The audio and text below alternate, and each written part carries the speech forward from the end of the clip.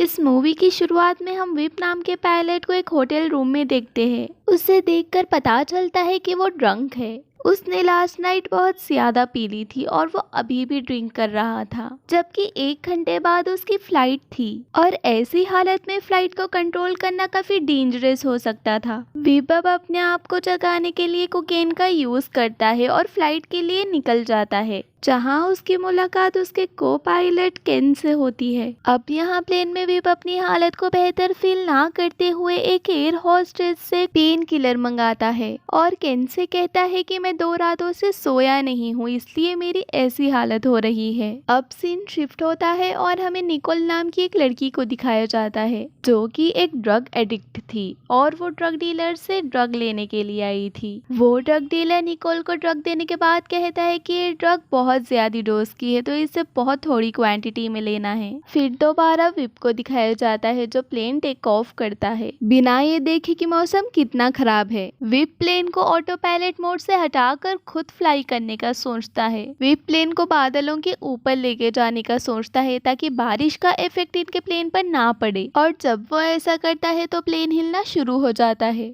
और सभी पैसेंजर्स डर जाते हैं। विप का जो को पायलट होता है उसे डिसीजन बिल्कुल भी अच्छा नहीं लगता और ना ही विप की हालत उसे समझ आती है, लेकिन वो उसे कुछ भी नहीं कह सकता था क्योंकि विप कैप्टन था। लेकिन लकीली इस काम में विप कामयाब हो जाता है और पैसेंजर्स भी सेफ रहते हैं। अब विप पैसेंजर साइड पर आकर सारे पैसेंजर से माफी मांगता है ताकि उन्हें इस मुश्किल का सामना करना पड़ा। विप अब अपने पैसेंजर से माफी मांगते हुए एक जूस बोतल में अल्कोहल मिक्स करता है और उसे अपने पैसेंजर्स के सामने ही पीता है। उसके बाद वो अपने सीट पे जाकर सो जाता है और तभी केन को बताया जाता है कि उनका प्लेन लैंडिंग के लिए तैयार है, मतलब उसे इस वक्त लैंडिंग करनी होगी। प्लेन जो अब ऑटो पायलट मोड पर था तो केन उसे अपने कंट्रोल में ले लेता है। वो कुछ बटन्स दबाता है जिससे सारा प्लेन हिलना शुरू हो जाता है और प्लेन उल्टा हो जाता है। यहाँ पर विप की नींद भी खुल चुकी थी और इतनी सीरियस कंडीशन के बावजूद भी विप नॉर्मल था।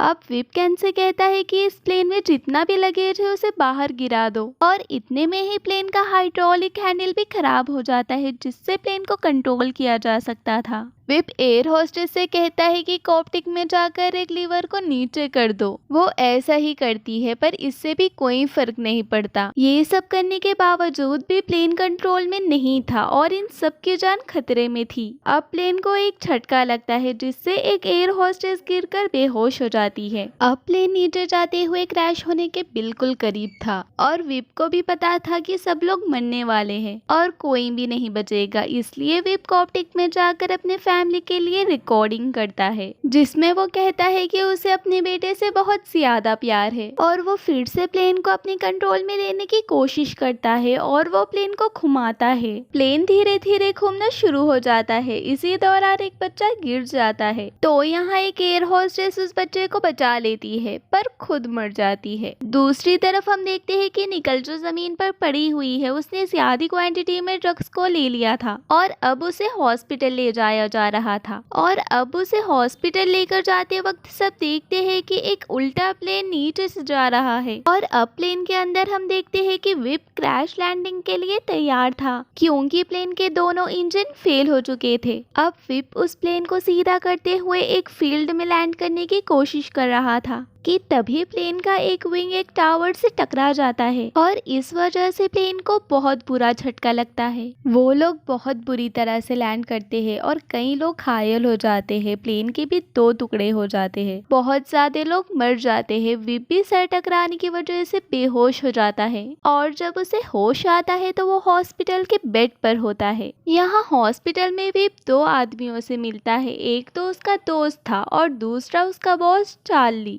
जो उसे अप्रिशिएट कर रहा था। चार्ली को लग रहा था कि विप ने ये सिचुएशन बड़ी मुश्किल से हैंडल की है और उसने बहुत सारे पैसेंजर्स की जान बचाई है। हालांकि इसमें से 600 पैसेंजर्स तो मर चुके थे और कई ज्यादा लोग इंज्यूर्ड हो गए थे। इसके बाद हम देखते हैं कि विप से कुछ लोग इंटरव्यू लेने के लिए आते हैं और उनके जाने के बाद विप का फ्रेंड विप को अल्कोहल ऑफर करता है, लेकिन विप उससे अल्कोहल लेने से मना कर देता है। अब सब लोग जब उससे हॉस्पिटल हॉस्पिटल में छोड़कर चले जाते हैं, तब विप स्मोकिंग करने के लिए हॉस्पिटल के कॉरिडोर में आ जाता है। तो विप को दो लोग मिलते हैं, जिसमें से एक कैंसर पेशेंट था और दूसरा वही लड़की निकोल, जिसने ओवरडोज ड्रग ले ली थी। यहाँ से विप और निकोल की फ्रेंडशिप हो जाती है। निकोल उसे एड्रेस देती है और विप उसके घर पर आने का वादा करके वहाँ से चला जाता है। अब विप के घर पहुंचने पर विप को विप के बॉस चार्ली की कॉल आती है और वो उसे बताते हैं कि तुम्हारी मेडिकल रिकॉर्ड के मुताबिक तुम फ्लाइट चलाते समय ड्रंक थे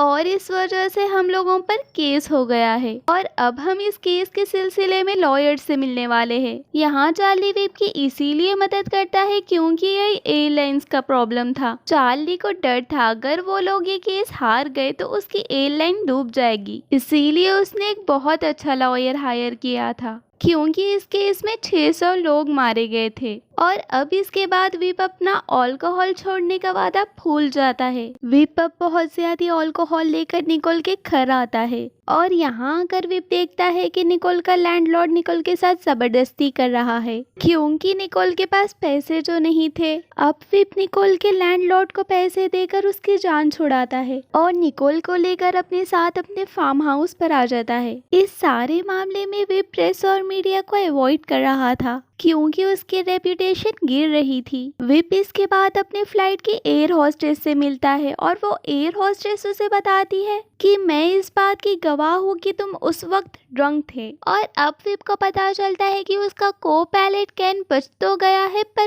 पैरालाइज है, मतलब उसके दोनों पैर काम करना छोड़ दिए हैं। अब विप केन से मिलने जाता है जहाँ केन और उसकी वाइफ दोनों इस बात का शुक्र अदा करते हैं कि वो बच चुका है क्योंकि उसका बचना ही अपने आप में एक बहुत बड़ी बात है। अब नेक्स्ट सीन में हमें दिखाया जाता है कि विप की गर्लफ्रेंड उसे लेकर रिहैबिलिटेशन सेंटर जाती है ताकि विप अल्कोहल छोड़ दे और निकोल ड्रग्स छोड़ दे।